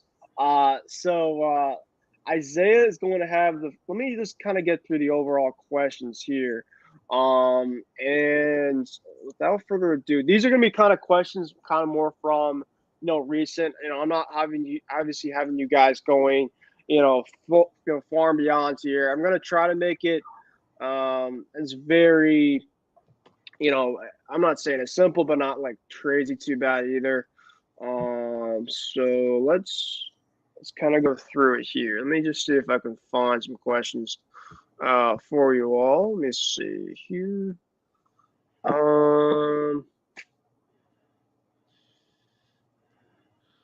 While I'm looking at that, do you guys have anything else that you want to kind of contribute for tonight? Any like big news specifically that you want to kind of get off your chest at all? Well, I don't know if we talked about this, but how about the Blackhawks winning the lottery, man? Crazy. Oh yeah. Yeah, Isaiah talking about hockey. Yes, yes, they did get Bedard in the lottery. Yeah, Isaiah, quickly something too. I know that you're a Kraken fan. Do you happen to do you want to talk about the team maybe no. like the Kraken? You don't get to celebrate. No. Hey, I have a hockey puck. I have a Kraken hockey puck. Yay! I know my hockey knowledge is shallow, but I think this playoffs have proven. I've only watched like a few games, but I think it's proven that I think the Seattle Kraken are the favorites for the Stanley Cup right now because they just look like the Lakers. They look like they're in sync. They look like they're hot at the right moment, and it looks like a bottom seed that just has nothing to lose, just playing out of its mind right now. And they're just red hot at the right moment. And if you look at the hockey playoffs, it's kind of like the NBA, right? Where a lot of the top seeds, a lot of the favorites that you thought were gonna potentially win the cup, are out. Like, unfortunately, Ben, your Bruins, I believe the Rangers are out as well. Yeah, a lot of teams. Right now, it just seems like whoever's got the hot hand is the favorite, and I'm impressed with how Seattle's playing. I think I know there's like one player that I really know that's like Jordan Eberle. I think that's his name. But yeah, he's balling. He's playing really well right now. And I'm surprised by Martin Jones because when he was a Shark, the one complaint about him was that he would always give up big time goals, and he's actually shutting it down. So I'm very impressed. Okay. Let's get into our first NBA trivia question. It looks like I found the first one. So, guys, without further ado, the first question is: who was the first player in NBA history to be elected league MVP by an unanimous vote? There's 4 specific answers to this one. Well, there's obviously one answer, but there's 4 choices: Magic Johnson, Stephen Curry, Michael Jordan, or LeBron James. James, you want to take it first, or should I take a crack at it? Oh yeah, are we doing like turns or just whoever like says their name? Yeah. Well, I'll put a tally in it, and obviously, I'll put So whoever says their name first goes, and then the person gets. I guess who gets the more? It'll be 10. Right. I think it'll be between 5 and 10 questions. Who gets the answer first will be the next one to go. It's almost kind of like golf in a way. You win the hole. You'll be the next one to go. So I think Magic. I'll go James. I'll go Magic. LeBron. So you're both are wrong in this case. It's Stephen Curry. Oh, what year was that? Stephen Curry in 2016, after a record-breaking season in which he led the Warriors to an NBA record 73 wins, Stephen Curry became the first unanimous most valuable player. Okay, so that's obviously both of you guys got that one wrong. This is an interesting one. What team? Let's see here. I just got to say specifically. Okay. What team, and Isaiah, I hope you know this one specifically, but I'm not going to say specifically the answer. What team owns the longest winning streak in NBA history? The Heat, the Bulls, the Lakers, or the Warriors? James. James. The 1971-72 Lakers, they won 33 straight. You are correct, James. Yep. The Lakers, 33 straight games. They were the first team to get it. So you're on the board. Let's go to the next one. How much do you guys know about Wilt Chamberlain? I know some. This will be a question about Wilt Chamberlain. Isaiah, I'll go first with you on this one. Okay. How many games did Wilt Chamberlain foul out of during his 14-year NBA career? 94, 0, 25, or 11? I'm going to go with 25. James? 11. You're both wrong. He was never fouled out of a whole. Wow, really? One of trick questions. Yep. That's crazy. Yep. So, that's amazing to think of because he was like the only big guy around other from like Bill Russell. But maybe nobody challenged him. This is a Lakers question, Isaiah. So this is your team. No pressure. All right. Which player did the Lakers draft twice? Elgin Baylor, Jerry West, Kobe, or Magic Johnson? They drafted twice? Oh, I knew that. I think. Twice. Drafted twice. I'm going to go with Jerry West. Go ahead, James. I'm going to go Elgin Baylor. James, you got it. Elgin Baylor. Military service? So Elgin Baylor, he was in the 1956 NBA draft, but Baylor opted to stay in school. And then after he went to the NCAA championship in 1958, he was drafted again by the first overall pick by the Lakers. Mm-hmm. With Seattle University. Okay. This is an interesting one. Who is the youngest player in NBA history to record 3 triple doubles? It's going to be either Michael Jordan, LeBron, Luka, or Magic Johnson.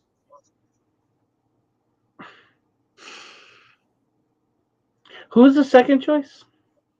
So the choices were Michael Jordan, LeBron, Luka Doncic, or Magic Johnson. I'll start with James. I'm going to go with LeBron. Isaiah? I'm going to go with Luka. Isaiah, you're on the board. It was Luka Doncic. In 2019, Luka recorded his third triple-double with 19, 10, and 11, and a 99-93 win over the Charlotte Hornets. Doncic has 4 of the 5 triple-doubles recorded by teenagers in NBA history. So I'm surprised Westbrook's not on this list. Yep. Not early, though, in his career, though. No. Okay. I'll go with 3 more questions, and I think James is on the board 2-1 right now. We're tied up. 1, I think, or 2. I think James, you got 2 because you got the Elgin Baylor one, and then you got one before, so I think you're up by. Oh yeah, 2-1. But we'll see if Isaiah can get his response here to tie it. This question here: which NBA player was nicknamed after a rifle? A rifle? Yeah, a rifle. So think about here are the answers on this one. Oh, I know. Yep. Giannis, Dirk, Dikembe Mutombo, or Andrei Kirilenko. Oh wow. Andrei Kirilenko. James. What was the other 3? The first 3? So it was Giannis, Dirk, and Dikembe Mutombo, as well as Kirilenko. Yeah, I'm gonna go with Kirilenko, the Polish rifle. You're both correct. It was nicknamed AK-47 in reference to both his initials and the number that he wore. So you guys both got that right. So James is still up 3-2. I thought it was Austin Reeves in the beginning. If I gave you this one right now, you guys will both get this one. But you know what? Fuck it. I'm gonna give you guys this one. This should not be a hard question. So I'll just warn you guys. I'll let you guys off the hook on this one. Who's the first NBA player to test positive for COVID-19 in the 2020 season? Rudy Gobert. Yeah. James. Yep.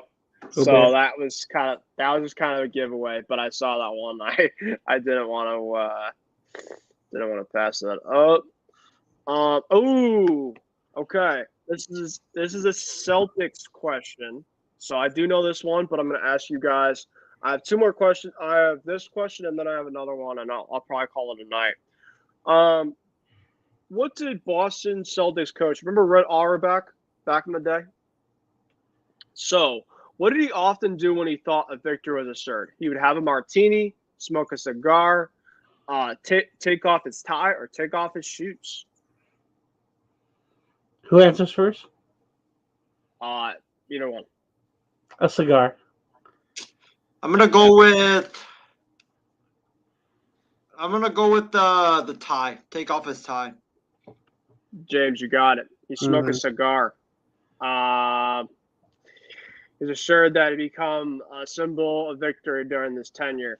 Another thing too, on the symbol for the Celtics, it's essentially a leprechaun with like a smoke type of thing, so that has that part as well. And then my last question for you all for the night, and this has been a lot of fun. You know what? I don't want to make it too. I mean, I'll give you guys this question, but if it's too easy for you guys to pass up, I might give you one more. What jersey number did Carmelo Anthony wear during his Denver Nuggets career? Isaiah, go first. Do you guys know? 15. 15. Yeah, 15. 15. Let me put it. Yeah, it was 15. It was a number that he wore back in his days at Syracuse. So that's obviously one. And then let me just let's spin it. There's a lot of good questions in this one. Let's see here. Try to do okay. Who's the oldest player to score 50 plus points in a game? Steve Nash, Michael Jordan, Grant Hill, or Jamal Crawford?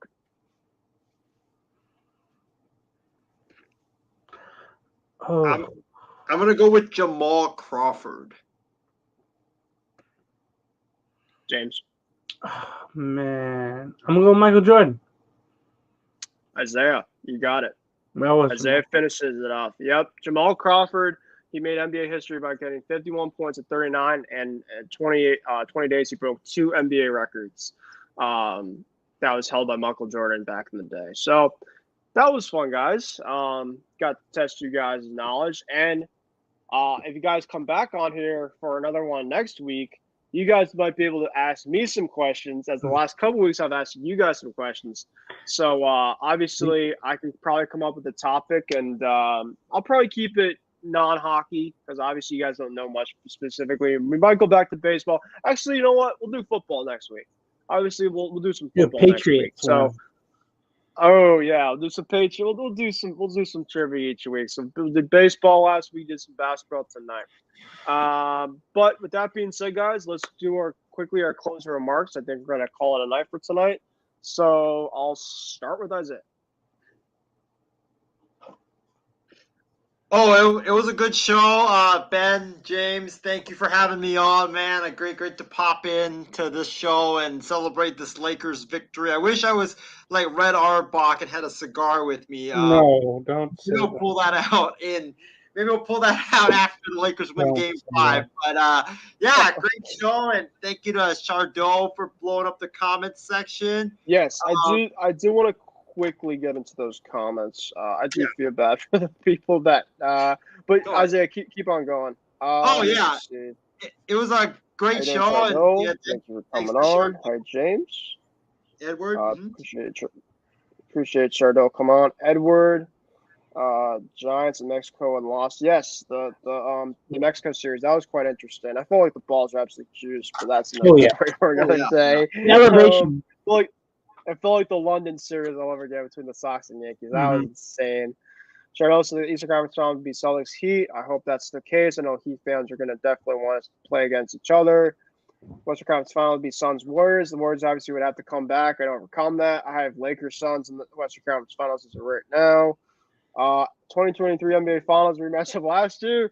We'll see if that's the case. Let's see. Stephen Curry, he never fouled out. Elgin Baylor, Luca, all the answers to the trivia questions. So I appreciate you, Chardot and Edward, for joining on and popping out as usual. Yeah, Isaiah, I don't know if you have anything else before I go over to James for his final thoughts. I'm done with my final thoughts. Go to James. Oh, quickly then, Isaiah, to the audience, do you happen to know what we're doing for the shows this week on Sports Weekly or when we're gonna have Batter Up by any chance? Yeah, so for Batter Up, right now we haven't had Batter Up on the shelf just because of my my work schedule, which has been crazy the last couple of weeks, as well as Loro's work schedule. So I don't know much about that. We probably will do a Sports Weekly on Wednesday, or most likely either on Wednesday after the game, or we'll probably do one tomorrow after the Celtics, Sixers, and the Suns and the Nuggets. Okay. But I'll have to talk more to Laura about that. All right. We'll go over to James. Yeah, great show. I'm thinking it's going to be between you two for the NBA Finals, just like the olden days, the Lakers and the Celtics. I think that would be interesting for you two. We can have all the debates we want. Would be crazy. I can host, and you two will debate why the Lakers will win, the Celtics will win. That would be something. So maybe we're heading towards that. If everything goes right. You might have to be the host of my show, James, if that's the case. I don't know if they hold it in. But yeah, thank you guys for hopping on as usual. I had a lot of fun tonight. And I appreciate you guys for taking the time. I know that you guys are on early work schedules for tomorrow, so I appreciate y'all for coming on as usual. In terms of my show specifically for the rest of the week, we might have one by the end of this weekend, kind of wrapping up some stuff. And then probably like one or two next week, kind of because there's just so much content we can get into. And we'll probably kind of I'll probably get into some NHL as well, that when I get the chance to as well. So, so with that being said, without further ado, appreciate you guys joining on. So signing off for tonight, this has been Kruse, signing off as well with Isaiah Leon, as well as James Gonzalez. Thank you guys for joining Kicking with Kruse for tonight's show, and I'll see you guys next time. Take care.